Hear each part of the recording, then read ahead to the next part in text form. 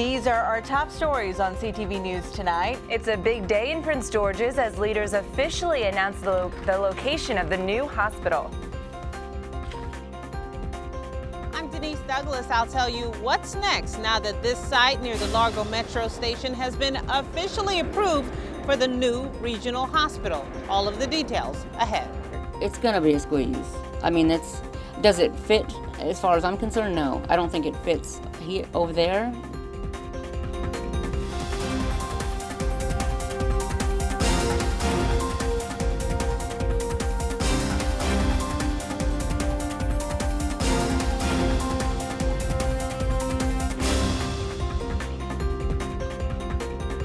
Good evening. This is CTV News for Thursday, August 22nd. I'm Rochelle Metzger. And I'm Sonia Shrivastava. Glad to have you with us tonight. And we begin tonight with a big announcement regarding a new hospital in Prince George's.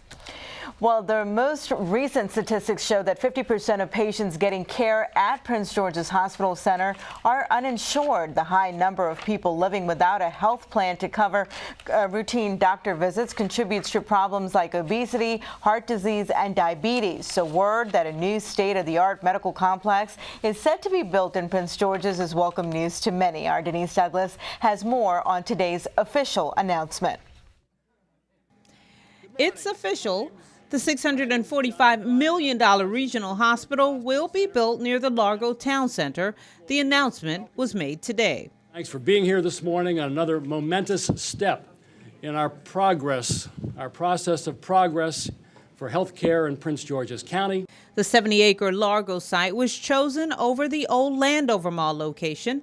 Several factors, including cost, accessibility, and future potential for development, went into the choice, according to Brad Seaman. So when you look at making a choice between the two, while both have outstanding potential for future economic development, the site that was most ready to go was the site at Largo, taking a hospital, attracting office tenants there in medical office buildings to go along with the residential that is already there. Not just because it's a campaign promise. Since taking office, County Executive Rashawn Baker has pushed to make the hospital a reality, but says the move forward is more than his vision. It is part of the county's commitment to quality health care for residents, some of whom go outside the area to see doctors.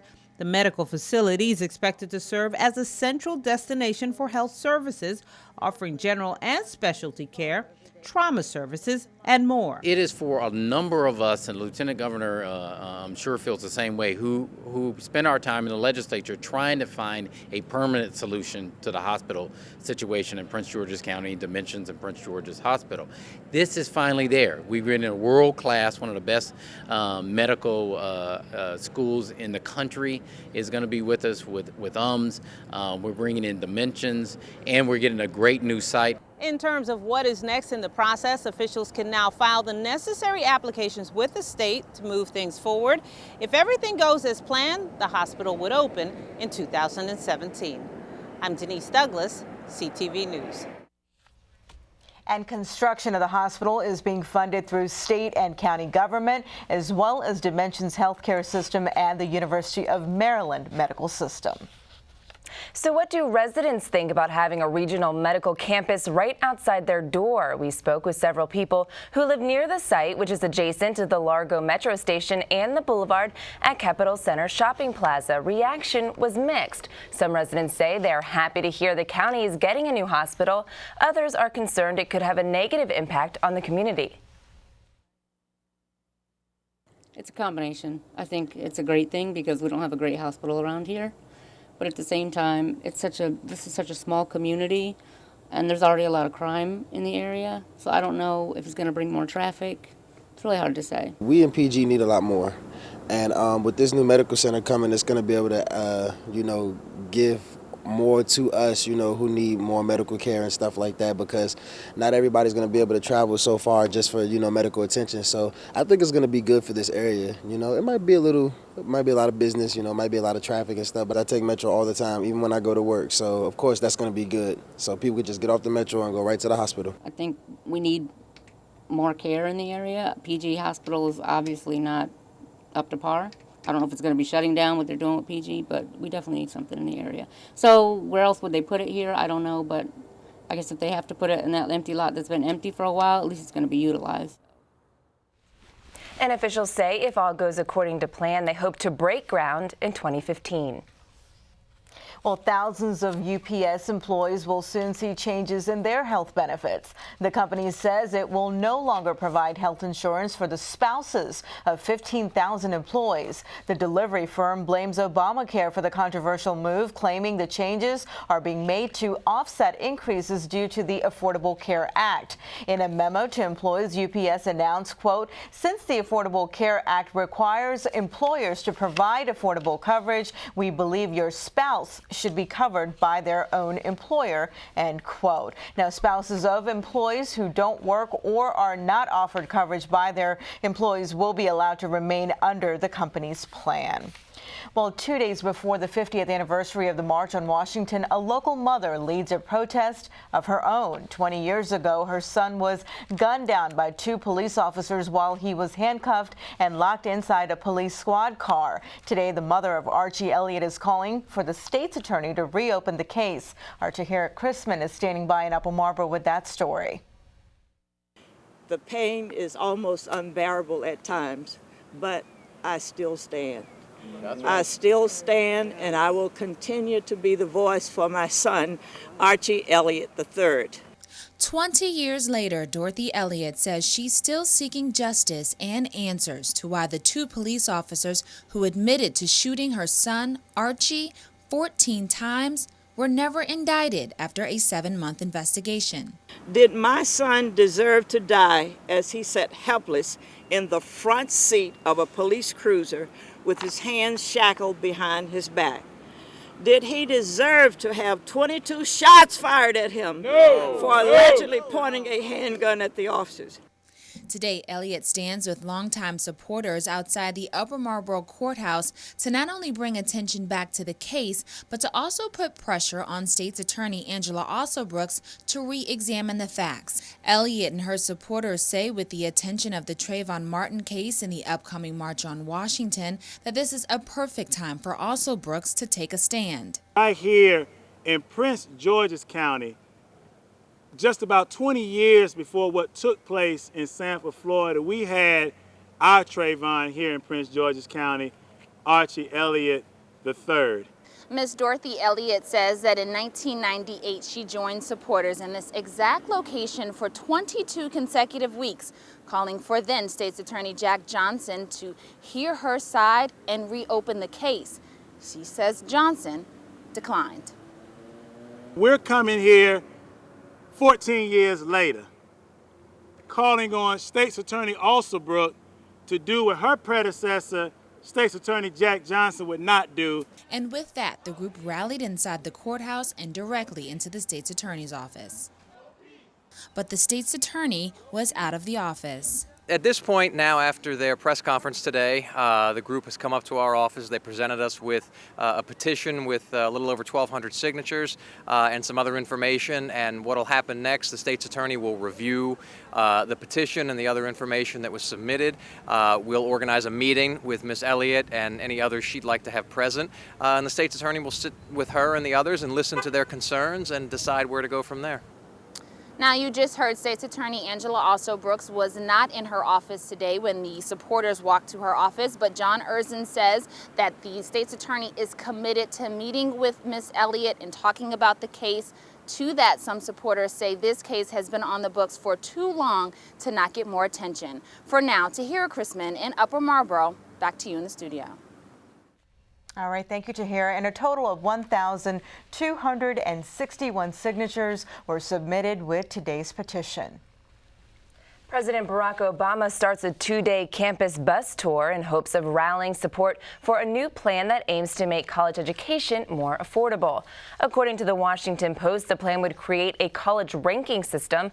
The measure would evaluate college tuition and graduation rates and graduate debt. The low percentage of low-income students would also be assessed. The results would then determine the amount of federal financial aid that would be allocated to each institution. Officials say the plan is designed to give incentives incentives to schools to keep costs as low as possible. The ranking system is slated to begin in 2015. However, the plan to reallocate federal aid based on its results would first require congressional approval. And you're watching CTV News. I'm Sonia Srivastava. And I'm Rochelle Metzger. Still to come tonight, researchers from the area monitor wildfires across the globe. Our Patricia Vallone will have that story. Don't go away. Since 1980, we've been looking at fires using satellites, and now we're starting to get a record. And what we're seeing is increasing area burnt in the US, increasing fire activity around the world, and more intense fires.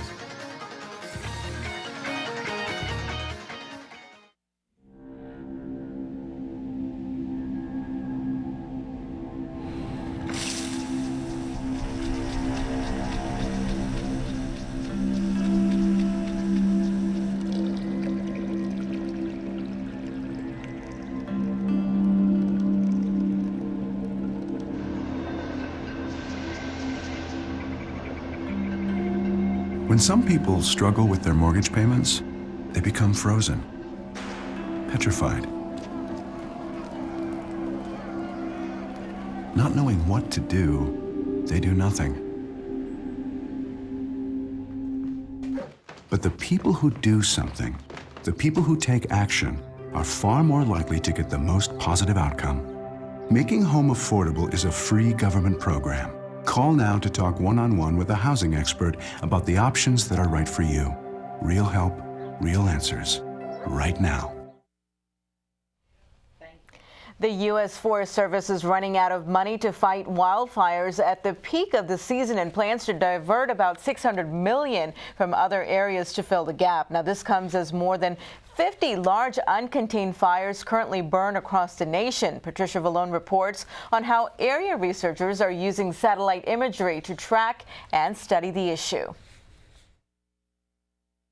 It's easy to see increased fire activity across the globe when you view Earth from space. Over the last 40 years, satellite imagery has been used to study wildfires, including how climate change impacts blazes and what computer models can tell us about the future.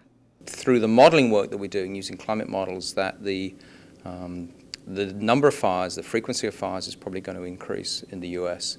So the current trend that we've had over the last sort of 40 years, 30, 40 years, is going to continue to the turn of the century. And I think you'll see more fires in areas where we currently have fire, and you'll probably see fires in areas where we currently don't have fires.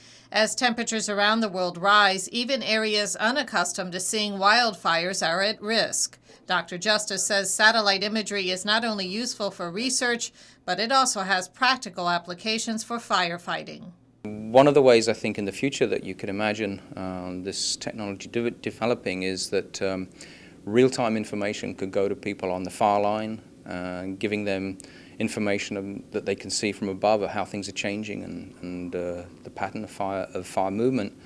For the long-term record, I think the data are going to be critical to looking at how things are changing and trying to understand what the future is going to bring.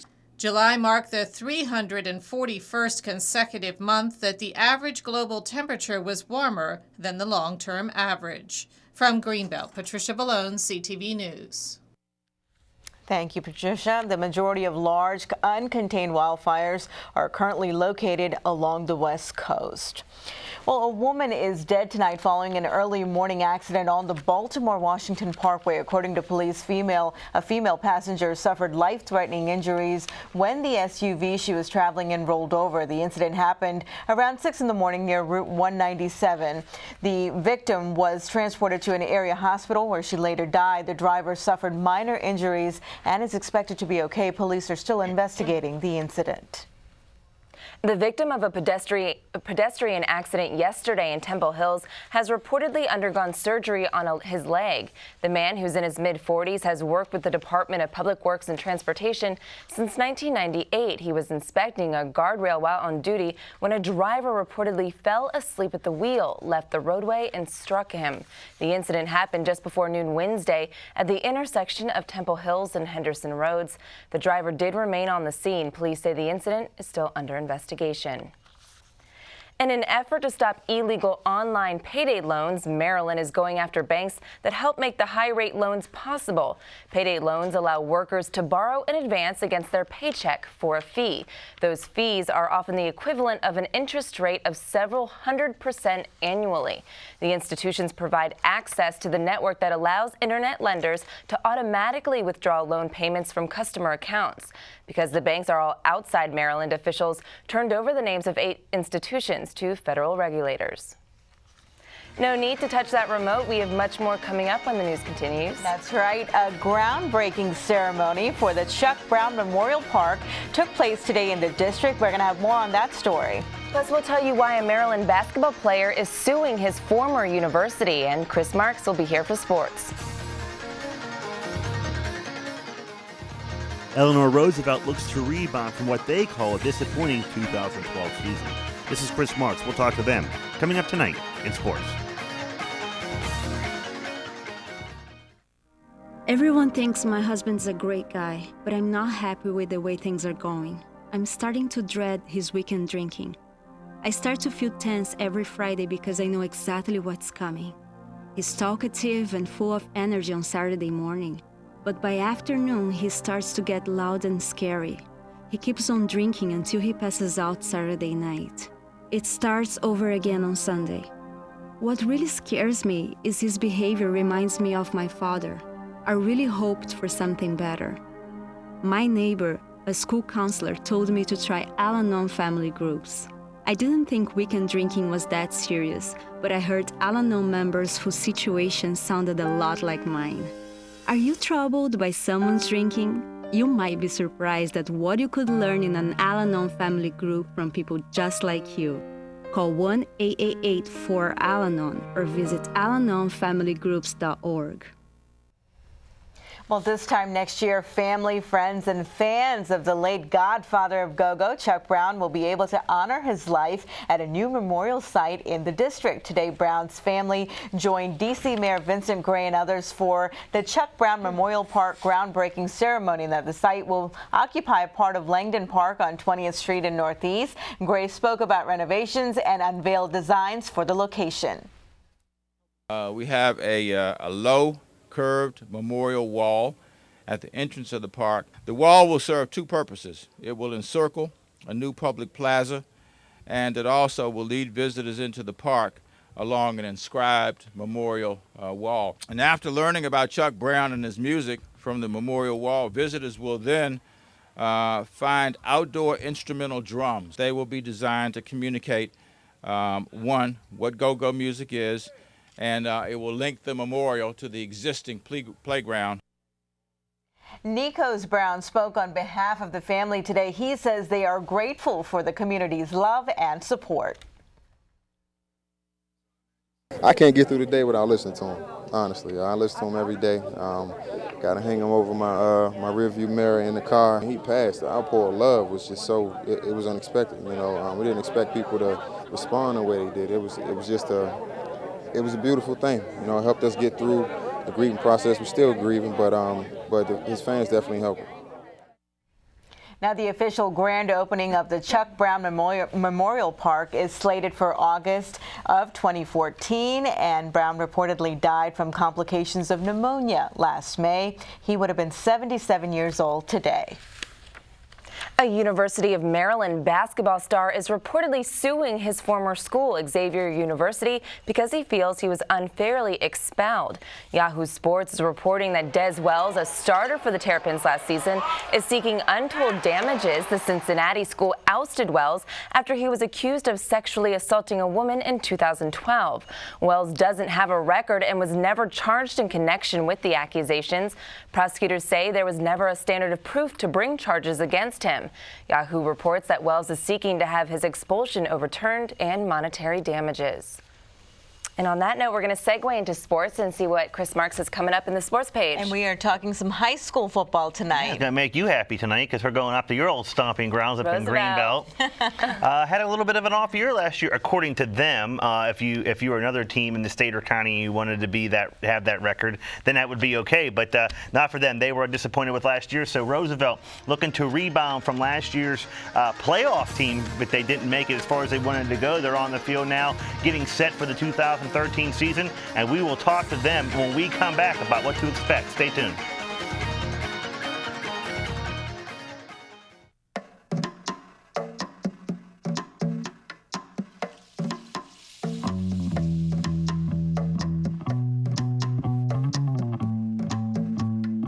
Minds can achieve anything.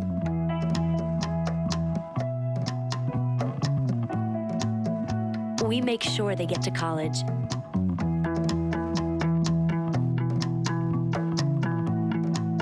Federal student aid provides more than $150 billion in grants, loans, and work-study funds to make college possible for anyone with the mind to get there.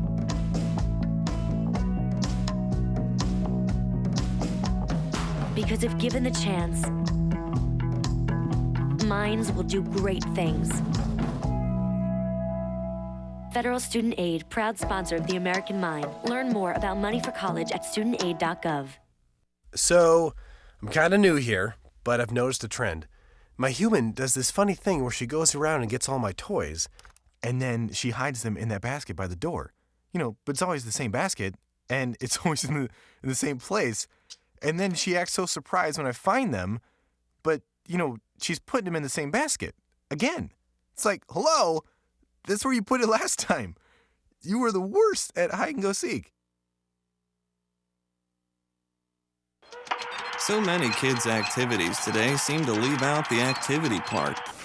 New research tells us that just getting children to walk an extra 35 minutes a day could spare them the pain of thinning bones later in life. Encourage your kids to get up, get out, and get moving. Hello. Hey, Grandma, how about another grape soda? A public service message on building strong bones for kids from the Pediatric Orthopedic Society of North America and the American Academy of Orthopedic Surgeons.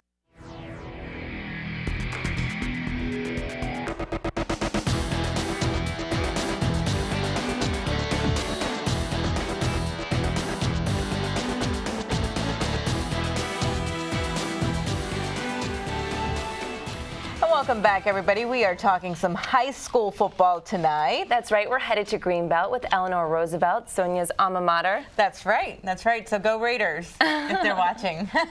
And a team that prides themselves on being one of the very best in the county, if not the state, every year. And over the last couple of years, they have been disappointed with their performance, and they're looking to get back to the old ways of Eleanor Roosevelt. And that's where we're going to pick it up right here tonight, starting with high school football. Last year, Eleanor Roosevelt was bounced in the first round of the playoffs in a season that they considered a disappointment. The team returned several starters and are back on the field here in August, looking to make amends for 2012 here in 2013.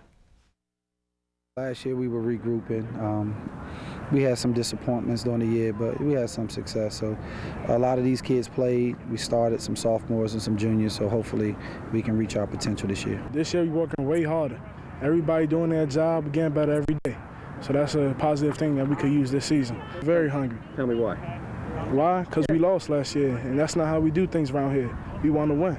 I think we played wise, tough in a playoff game, and we had some turnovers, and we just want to correct our mistakes and hopefully go a little further this year. Nah, they don't like losing. We all don't like losing. We like winning. That's why we work hard. The Raiders aren't just looking forward to a successful regular season. They're looking to make a deep run in the postseason. You get an opportunity to play in front of a bigger crowd, to get an opportunity to play for a state championship. At that point, there's only 16 teams left that have an opportunity to win the state, and you're one of them. So you have to do the best you can, and hopefully things will work out for you. You're the center, get in the middle. Let's go. Rock out. Too high. Too high. We got sidetracked a few times in the playoffs. We've been undefeated twice in 5 years, and we lost in the first round. So our goal is really to get past the first round and see how far we can go. And the Raiders will open the season with 2A power Gwen Park. That is September 7th. To Major League Baseball, the Orioles were on the diamond last night trying to avoid a sweep at the hands of the Tampa Bay Rays. Let's get up to Camden Yards for the action, and the ball was traveling out of the park. Adam Jones at the plate, bottom of the third inning, and that ball is crushed to dead center field. He got all of that one. That would be his 26th home run of the season, and Jones puts the Orioles ahead 3-1 in this one. They would be looking for more in the bottom of the fifth with a 3-2 lead. Chris Davis at the plate, and you know that's gone as soon as it leaves the bat. That flies over into Utah Street over top of the standing room only seats. His 46th home run of the year, and that would make the score 4-2 Orioles. We would go into the ninth inning. It would not be Jim Johnson on the mound, but Tommy Hunter to close out the game, no matter with either pitcher, because that's Matt Wieters throwing out a base runner trying to steal for the final out of the game. And the Orioles win this one by a final count of 4-2. The Birds are off tonight, but they begin a huge 3-game set tomorrow night with Oakland. The Orioles trail the A's by 3 games in the AL wildcard race. Major League Baseball, the Nationals defeated the Cubs last night 11-5. Those two teams on the field right now for afternoon baseball at Wrigley Field. Minor leagues, the Bay Sox lost to Binghamton.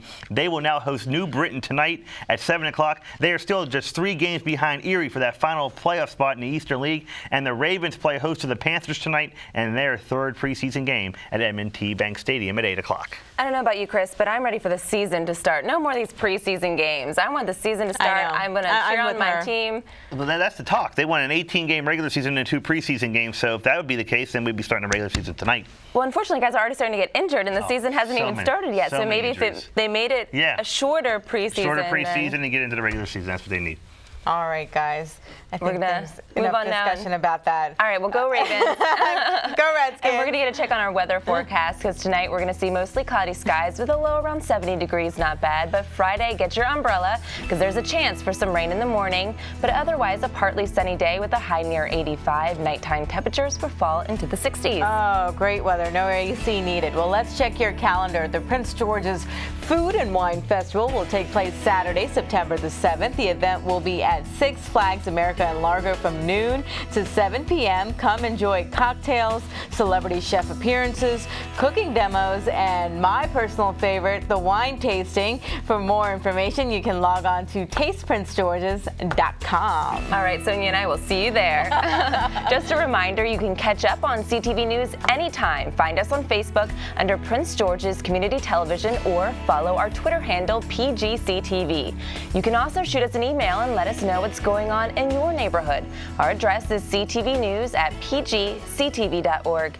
And as always, we look forward to hearing from you. And that wraps up the news for tonight. Thanks for watching. See you right back here tomorrow. Have a wonderful evening, everyone.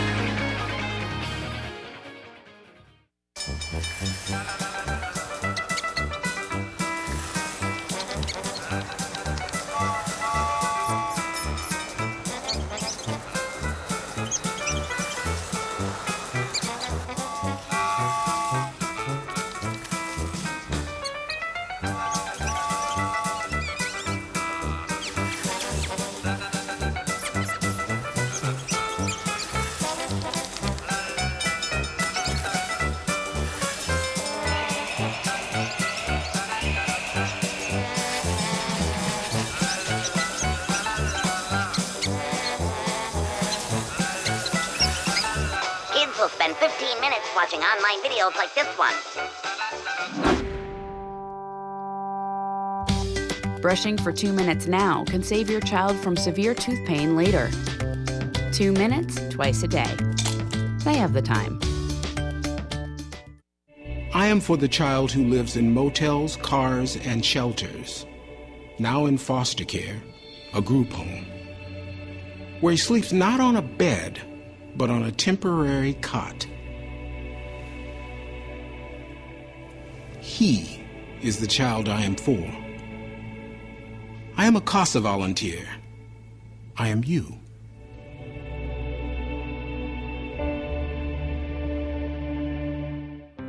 When every moment matters and a hand reaches out, when someone gives blood and a life is saved, that moment when heartbreak turns to hope, you're there through the American Red Cross. Every day, the Red Cross responds to nearly 200 neighborhood emergencies, and your support makes it possible. Use this moment to join us today. Visit redcross.org.